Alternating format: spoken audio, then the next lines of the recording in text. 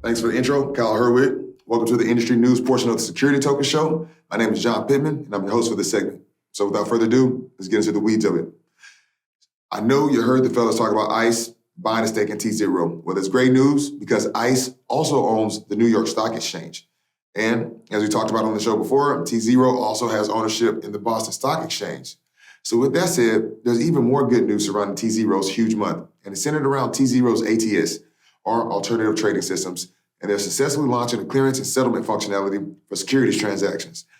I can imagine how happy they are over there because I remember them stating back in January that self-clearing was on their bucket list. So what this means is that by operationalizing self-clearing, it would allow tZERO and its broker-dealer subsidiaries to independently onboard additional private securities at a faster pace. It also means the transaction settlement time will be accelerated, all the while improving the user experience when dealing with third-party platforms. The CEO, Alan Kavinsky, believes the increased velocity with onboarded new assets will increase liquidity for private capital markets, as well as give customers a greater variety of investment opportunities. Moving on, how can we go through a show without talking about NFTs? The short answer, we can't. They're huge right now. How big? As big as a house right now. I have two companies right here who are mixing NFTs with real estate equity. Let's go through them in order. The first comes from blockchain startup Propi, who sold the first NFT house here in the home state of Florida. They did it auction style, grabbing the interest of over 1,500 bidders. The second comes from real estate startup named Vested Equity, who are in the process of rolling out a service that allows homeowners to part with as little as just a fraction of their equity via an NFT sale. So Vested Equity's claim is to be the first peer-to-peer exchange that allows homeowners to leverage and sell just a slice of equity. They also state that the NFTs do not represent residential rights, as NFT owners will not be actually living there. For those wondering, yes, they are registering the fractionalized NFTs with the SEC, which may seem like an oxymoron because when you normally think of an NFT, you think of something that's non-fungible, or basically an entity where only one version of itself exists. Although, if you want to use the term fractionalized NFT, then a correct case will look something like this. You would take the entire equity of the house, then divide the entire property up into separate individual segments or squares, and then assign an individual and unique NFT to each square, kind of how the Love is in the Air Banksy painting did with their NFT sale. But still, in this case, you just have multiple NFTs, not a fractionalized single NFT. So hopefully that explanation explains the difference between what Vested Equity here is doing with its fractionalized real estate NFTs versus what the Florida NFT house is doing with selling the entire house as an NFT.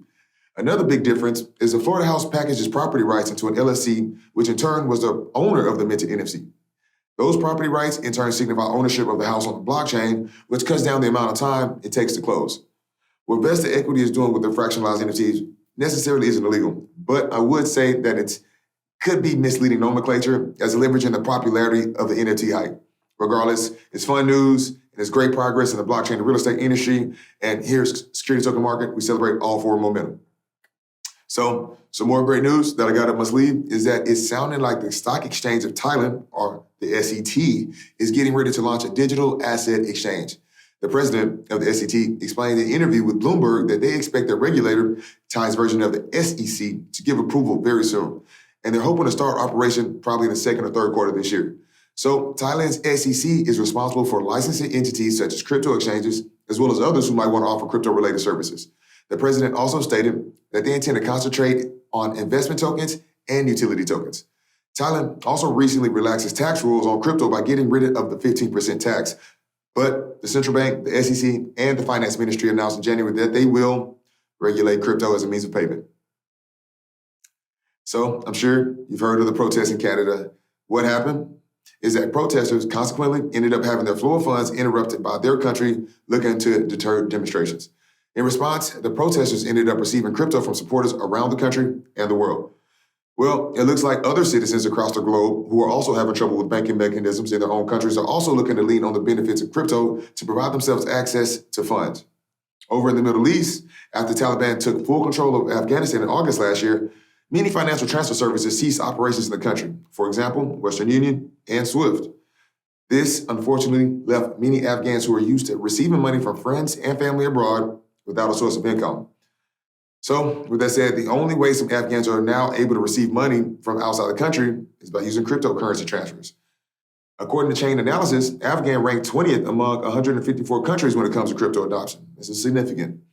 There are crypto dealers who facilitate these transfers via conversions between Tether and also local fiat currencies.